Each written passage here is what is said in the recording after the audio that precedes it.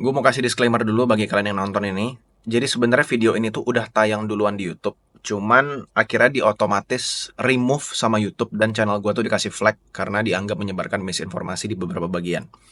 Cuman untungnya di video ini tuh gue ada ngasih langsung artikel dari media yang legit gitu. Gue langsung kasih prak gitu di layar. Jadi ketika gue coba untuk gugat ke YouTube-nya kayak, bro ini bukan misinformasi gitu. Dan mereka bisa langsung lihat di videonya. Akhirnya mereka memutuskan untuk ngasih izin videonya tayang kembali. Cuman ngelihat itu, akhirnya gue take down aja original videonya, and then gue re-edit dan kasih full sensor di sini. Jadi gue harap kalian ngerti kenapa gue banyak sensor di sini, dan it kinda prove my point juga sebenarnya yang akan gue sampaikan di video ini. Jadi silakan nikmati videonya dan see you there.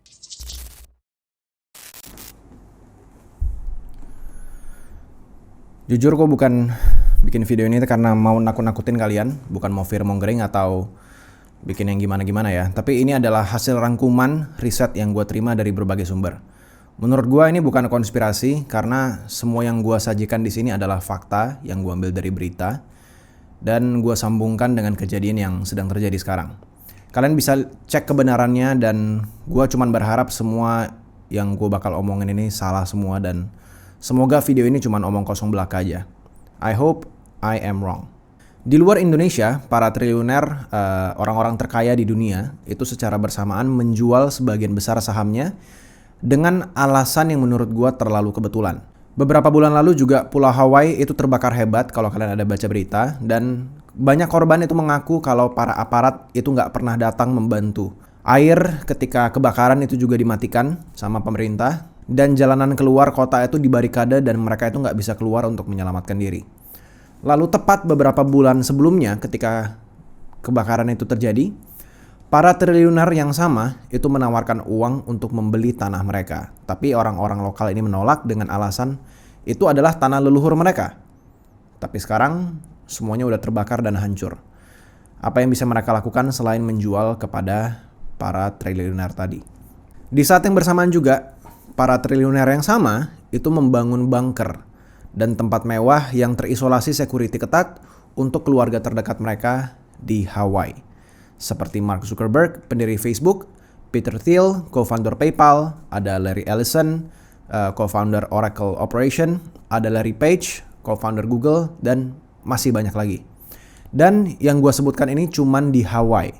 Masih banyak lagi tempat-tempat terpencil lainnya yang jauh dari pemukiman ramai, misalnya contoh seperti di New Zealand. Mungkin kalian ada yang bertanya, apa yang triliuner ini tahu sampai di tahun 2023 dan tahun 2024 ini, banyak yang tiba-tiba melakukan hal yang sama secara abnormal itu bersamaan. Apa yang mereka tahu dan kita nggak tahu? Semua jawabannya dimulai 5 tahun yang lalu, tahun 2019, di mana bukan pandemi yang kita pikirkan. Adalah sebuah eksperimen untuk mempersiapkan sesuatu yang lebih besar, dan eksperimen berhasil. Pandemi sebenarnya akan dimulai sebentar lagi.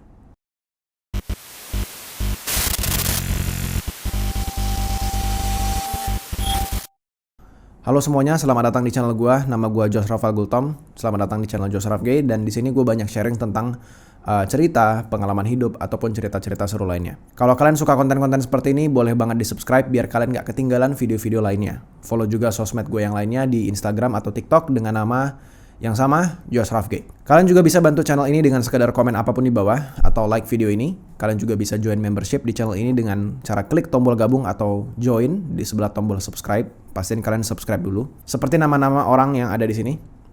Ini adalah para membership yang sudah setia menemani gue di channel ini. Thank you so much guys yang udah mau gabung. Atau kalian juga bisa sawer gue lewat link Saweria atau dompet kripto yang ada di bawah. Tapi dari itu semua, gue lebih pengen kalian untuk sharing video ini ke orang-orang yang kalian sayang. Khususnya video ini aja. Yaudah, tanpa basa-basi lagi, kita mulai videonya.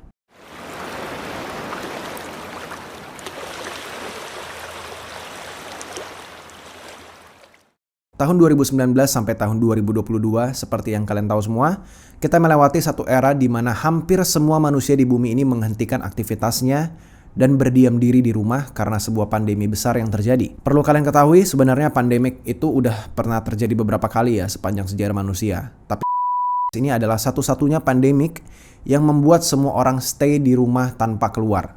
Kita sudah pernah mengalami flu babi atau H1N1 di tahun 2008 sampai tahun 2009. Kalian bisa Google tentang hal ini, tapi nyatanya ya yang bisa kita ingat itu nggak sepanik. Dan sebelum flu babi, itu juga dulu sempat ada yang namanya flu burung atau H5N1 itu di tahun 1990-an sampai tahun 2000-an. Tapi ini juga sama aja, nggak separah. Dan kalian tahu, pandemi sebelum flu babi dan flu burung itu apa? Flu Spanyol atau Spanish flu bahasa Inggrisnya. Dan ini tuh terjadi 1918. 90 tahun yang lalu sebelum flu babi. Nah, ini ditemukan di tahun 2019 dan dipercaya menyebar dari Wuhan, dari negara Cina, dari seekor kelelawar yang akhirnya menular kepada manusia. Kalian mau percaya cerita ini dari berita mainstream itu silakan aja. Tapi kalian perlu tahu bahwa investigasi mengenai dari mana ini itu beneran berasal, itu sebenarnya masih terus berjalan dan bahkan rumor terakhir adalah virus ini sebenarnya adalah virus yang bocor dari salah satu laboratorium yang ada di Wuhan. Tapi sebelum gue lanjutkan ini semua, gue mau kalian tahu satu hal dulu. Bahwa nggak semua yang tayang di media itu bisa kalian percaya. Dan di sini gue mau kalian ada di satu statement yang kita bisa sama-sama setuju. Kita semua tahu ya, bahwa nggak bisa dipungkiri bahwa organisasi elit global itu nyata. Mereka beneran ada. Mereka itu duduk di kekuasaan tertinggi, bahkan melampaui presiden sekalipun. Mereka itu bisa menyetir perputaran ekonomi di dunia, mereka bisa membuat narasi-narasi baru, cerita-cerita baru, menggerakkan perang, dan banyak hal-hal lainnya. Mereka literally bekerja untuk menyetir manusia di bumi ini.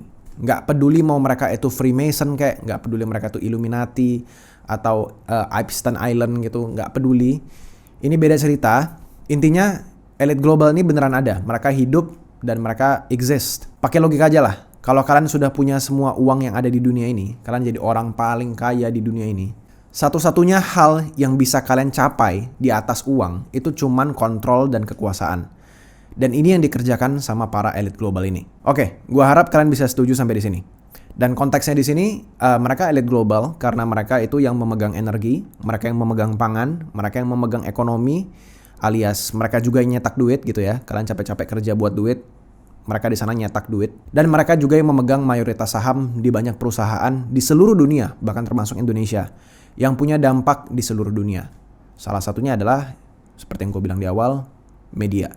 Mereka ini mengontrol media. Dan di sini gue nggak hanya ngomongin tentang media seperti media TV berita yang sekarang kita udah nggak nonton lagi.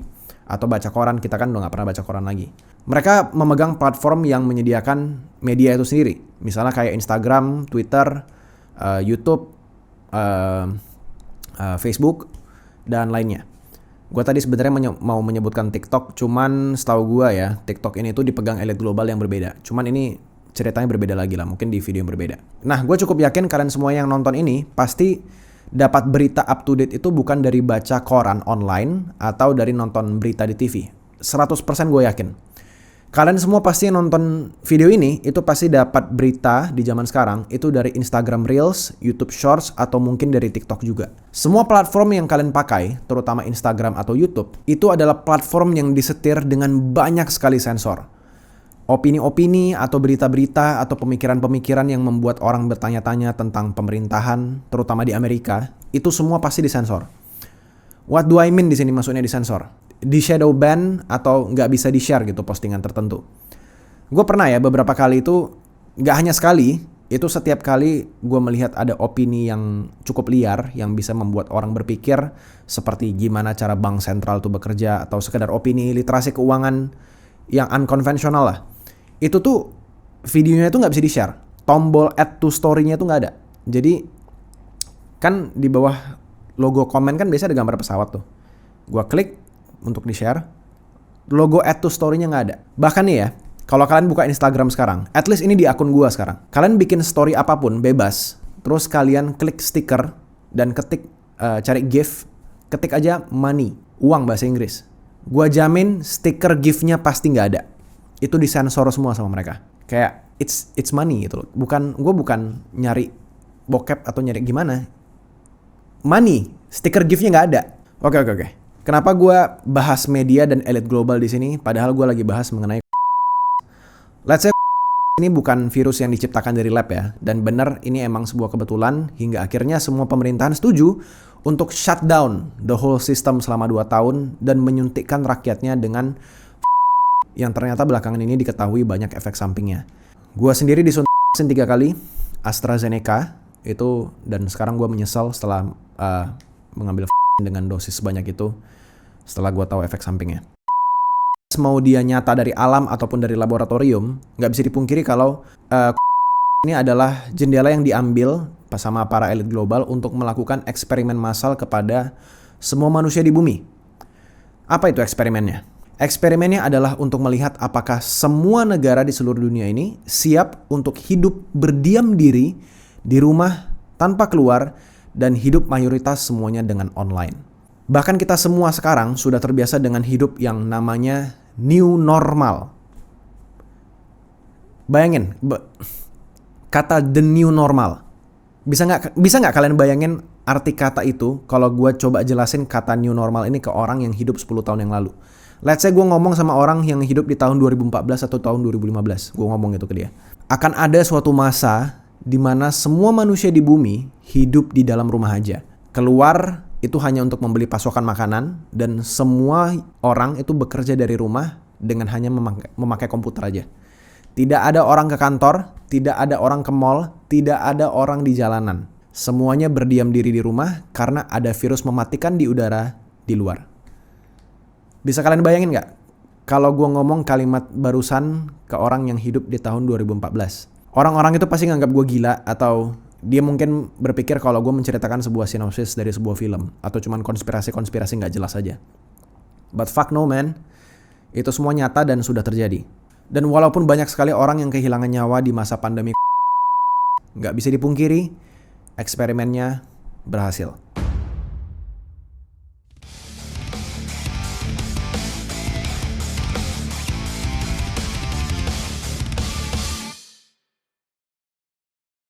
Kalian perlu tahu kalau semua hal yang gue ceritain ini nggak hanya satu garis lurus, tapi bercabang ke banyak sekali hal. Entah itu ekonomi, entertainment, lifestyle, pangan, teknologi, dan hal-hal lainnya yang bisa kalian sebutkan. Dan di sini gue mau jelasin kenapa kelas menengah akan mati atau bahkan sudah mati. Di zaman orang tua kita yang baby boomer sebelum milenial ya, itu kalau mereka bekerja pada zamannya, mereka bekerja sebagai pegawai dan mereka dapat gaji UMR, itu mereka sanggup menyicil rumah, mereka sanggup beli rumah. Coba tanya orang tua kalian, berapa harga rumah yang mereka beli pada saat itu? Dan berapa gaji mereka pada zamannya? Dengan gaji yang ada, mereka tuh sanggup menabung untuk membayar DP rumah, lalu beli rumah itu dengan cara nyicil. Itu mereka sanggup, dan mereka tuh hanya bekerja satu pekerjaan aja. Bukan kerja yang satu di siang hari, terus malam kerja lagi. Atau pas weekend mereka kerja juga, enggak kayak gitu, mereka cukup satu pekerjaan aja, mereka bisa beli rumah. Dan pada zaman itu, mereka disebut sebagai apa? Sebagai middle class atau kelas pekerja. Pada zaman itu, middle class itu dianggap sebagai orang yang sanggup beli rumah dengan gaji upah minimum. Itu gambaran kasarnya banget. Coba sekarang kalian yang nonton ini, yang umur 30-an ke bawah, sanggup nggak kalian beli rumah dengan gaji UMR atau nggak usah UMR deh. 2 kali lipat UMR di daerah kalian. Sanggup nggak kalian beli rumah di daerah kalian itu dengan gaji UMR yang dikali 2? Di sini gue nggak cerita kalian kerja di kota, terus kalian beli rumah di kampung ya. Kalau itu mungkin masih bisa. Dan di sini gue bukan bilang beli rumah yang kecil, yang penting beli rumah, tapi beli rumah yang nyaman, seperti orang tua kalian pada zamannya. Dan gue cukup yakin sebenarnya, bahkan di antara kalian ini pasti banyak banget yang bekerja itu lebih dari satu pekerjaan, atau bahkan lebih dari 2 sekaligus. Middle class is dead. Hanya akan ada si miskin dan si kaya. Dan mayoritas dari kita ini adalah si miskin, termasuk lu sama gua. Mungkin gak usah lah kita cerita tentang rumah. Kalian dulu beli makanan mungkin 10.000 itu bisa makan kenyang. Sekarang kita beli makanan 10.000 di warteg aja itu gak bisa di kota. Harga akan terus naik karena inflasi akan terus ada. Inflasi akan terus ada karena uang itu terus dicetak dan diprint. Ini banyak sekali orang yang gak tahu karena kita gak diajarin di sekolah. Karena mereka yang duduk di atas, si para elit global ini, itu gak mau kalian ngerti soal ini. Bahkan ya, orang yang bernama John D. Rockefeller, orang yang bikin sistem edukasi sekolah yang sampai sekarang kita pakai di Indonesia, itu dia menciptakan sekolah dengan satu pola pikir yang menjadi terkenal banget yang dia quote sampai sekarang. I don't want a nation of thinkers. I want a nation of workers. Bayangin, orang yang menciptakan edukasi sekolah bilang secara nggak langsung, gua mau pekerja, bukan orang yang suka mikir. Atau gua parafrase dengan bahasa yang lebih kasar, Gua butuhnya masyarakat budak, bukan orang-orang yang suka beropini. Dulu orang-orang pekerja ini semuanya tuh middle class. Mereka bekerja, mereka dibayar, mereka bisa punya rumah, mereka bisa beli mobil, mereka bisa punya anak, dan mereka happy. Nobody is protesting. Sampai akhirnya terjadi inflasi yang mulai terasa. Mulai banyak orang yang demo karena beras naik, orang demo karena bensin naik, orang demo karena harga cabai naik, orang demo karena harga minyak naik, orang demo karena mereka nggak dapat pekerjaan, atau orang demo karena mereka nggak bisa makan. Dan kalian perlu tahu, orang-orang yang demo-demo ini, itu tuh sangat susah diatur karena mereka hanya meminta dan meminta. Karena memang literally cuma itu yang mereka bisa lakuin. Karena orang-orang atas ini tuh nggak benar-benar sayang sama mereka di bawah. Kita justru orang-orang di bawah ini menjadi beban buat mereka. Dan dengan logika sederhana ini aja, gua nggak ngomongin Indonesia ya, kita ngomongin luar negeri. Apakah para elit global ini cuman bakal diam aja? Orang-orang seperti kita yang cuman bisa koar-koar ini, itu nggak akan ditinggal diam. Kita akan dimatikan atau dihilangkan dari dunia ini dengan cara yang kalian nggak bisa pikirin. Dan yes, ini udah terjadi sejak tahun 2019. Dan gue bukan cuma ngomongin di sini.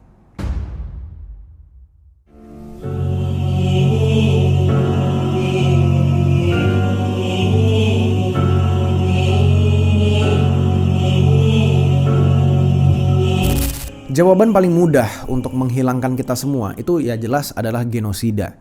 Tapi ini nggak bisa dilakukan. Kenapa? Karena mereka masih butuh kita. Mereka tetap butuh pekerja. Mereka butuh tenaga kita yang murah untuk terus bekerja supaya kita bisa buat mereka tetap kaya di sana. Istilahnya mereka tetap butuh orang kuli, mereka tetap butuh kasir dan orang-orang yang harus mengerjakan pekerjaan yang mereka nggak mau kerjain. Mereka itu masih butuh kepercayaan masyarakat seperti kita, masyarakat kelas menengah. Jadi mereka nggak bisa mengurangi populasi manusia dengan cara yang kasar. Gue sebenarnya tahu gue mungkin akan di-cancel ketika gue menceritakan bagian yang akan gue ceritain ke depan ini. Tapi kalian perlu tahu ini sudah dilakukan dan ini berhasil. Kalian mau pikir ini konspirasi atau bukan, terserah kalian. Gue cuma bakal nyampein apa yang ada di pikiran gue dan berdasarkan data aja. Caranya gimana mendepopulasi manusia-manusia ini? Salah satu caranya adalah dengan cara menghancurkan ideologi asas kekeluargaan konvensional atau tradisional. Asas kekeluargaan tradisional ini dihancurkan dengan memasukkan ideologi-ideologi baru yang populer semenjak tahun 2019 sampai tahun 2022, di mana semua orang itu hanya di rumah, cuman pegang HP, komputer, dan laptop, dan dunia semua orang itu cuman berputar di media sosial dan metaverse. Di masa ini, gampang sekali menyetir algoritma sosial media bagi para kaum elit untuk mencuci otak semua orang masyarakat ini. Ingat, mereka yang pegang sosial media. Kalian pasti bisa tebak lah, kira-kira ideologi menyimpang apa, ya, atau ideologi baru apa, yang baru-baru belakangan ini aja muncul semenjak khususnya di Amerika populernya. Dan mulai masuk ke Indonesia. Kalau di antara kalian ada yang jawab LGBT, feminisme, atau aborsi bayi, itu kalian benar. Dan ini cuman salah 3 dari beberapa yang sebenarnya ada. Tapi 3 ini yang mungkin paling gampang buat gue jelasin. Orang jadi suka sesama jenis, dan pastinya ya kalian tahu pasti nggak bisa bereproduksi. Dan gue jujur secara publik gue nggak setuju dengan ideologi ini. Tapi gue nggak merasa kita harus menghujat mereka. Mereka juga manusia. Lalu ada feminisme. Dan belakangan ini populer banget. Dan menurut gue ideologi ini sebenarnya lebih cocok dibilang sebagai neo-feminisme. Atau gerakan feminisme baru. Di mana para wanita itu merasa harus jadi wanita independen. Dan nggak butuh laki-laki karena mereka menganggap laki-laki konvensional itu adalah misogyny. Orang-orang cowok-cowok zaman sekarang itu misogyny semua, mereka nganggapnya gitu. Atau bahasa gampangnya, memandang rendah perempuan. Well, gue sebenarnya nggak masalah dengan perempuan mau jadi independen, tapi ini sampai di tahap di mana mereka nggak mau menikah dan nggak mau punya anak. Kalian bisa lihat sendiri kasus seperti ini di Jepang, di Korea ini udah banyak banget, udah masuk ke Asia mulai parah. Di mana para wanita di sana nggak mau lagi menikah dan para cowok di sana itu udah takut sama perempuan karena mereka merasa cewek-cewek zaman sekarang tuh galak sama cowok. Yang ketiga, aborsi. Ya, mungkin kalian pernah dengar ya kalimat protes my body my choice atau my body my rules di Amerika. Ideologi ini udah tertanam cukup dalam di banyak golongan perempuan di sana, terutama para neo-feminis juga. Ini jelas-jelas depopulasi manusia ya. Nggak ada manusia baru lagi karena semuanya diaborsi. Dan aborsi ini dinormalkan di sana dan tidak ilegal. Dan kalian perlu tahu kalau depopulasinya itu nggak berhenti hanya di situ aja. 3 ideologi baru yang tadi gue sebutkan itu cuma bisa menurunkan populasi di masa yang akan mendatang. Para kaum elit ini butuh populasi berkurang sekarang, bukan pas mereka udah mati nanti, bukan pas masa generasi selanjutnya. Let's say itu bukan virus depopulasi manusia, walaupun banyak sekali meninggal dari sana. Let's say itu kebetulan, sangat kebetulan. Tapi kalian perlu tahu, bukanlah pandemi yang terbesar. Para kaum elit sebenarnya sudah menyiapkan virus baru yang dimutasi di laboratorium. Say hello kepada mutasi baru virus H5N1, flu burung.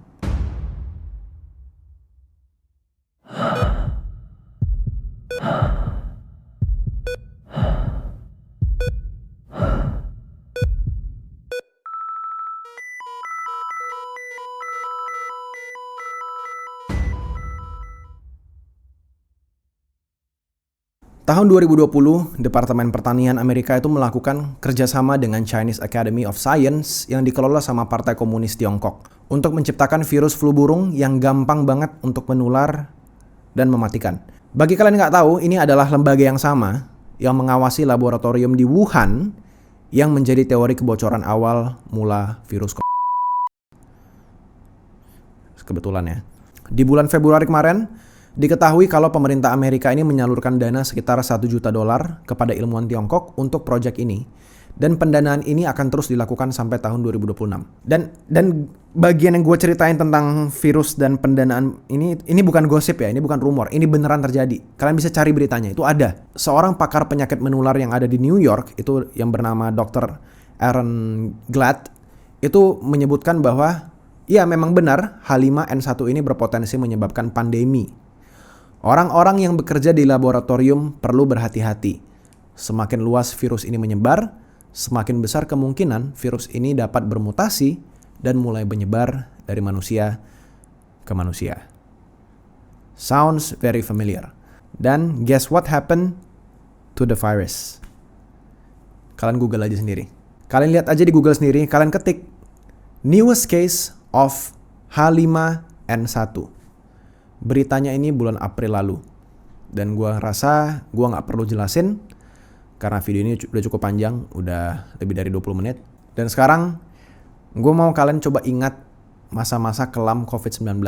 Di tanggal 11 Maret 2020, di mana WHO akhirnya menyatakan bahwa adalah sebuah pandemi. Kalian bisa lihat semua saham di seluruh dunia itu runtuh, anjlok seanjlok-anjloknya. Dan kalian ingat tadi di awal-awal video gue cerita bahwa para triliuner ini entah kenapa belakangan ini ngejual saham mereka bersamaan dengan jumlah yang sangat banyak. Apakah ini alasan mereka juga membangun bunker di pulau terpencil di tengah-tengah Samudra Pasifik yang gak banyak manusia di sana? Jujur ya, gue sebenarnya juga takut banget pas gue baca berita ini dan coba connect the dot. Gue cuma berharap semoga yang gue bilang ini, yang gue ceritain ini tuh semuanya cuma ilusi semata aja. Semoga cuma cocokologi doang. Semoga semuanya ini cuma hayalan gue aja.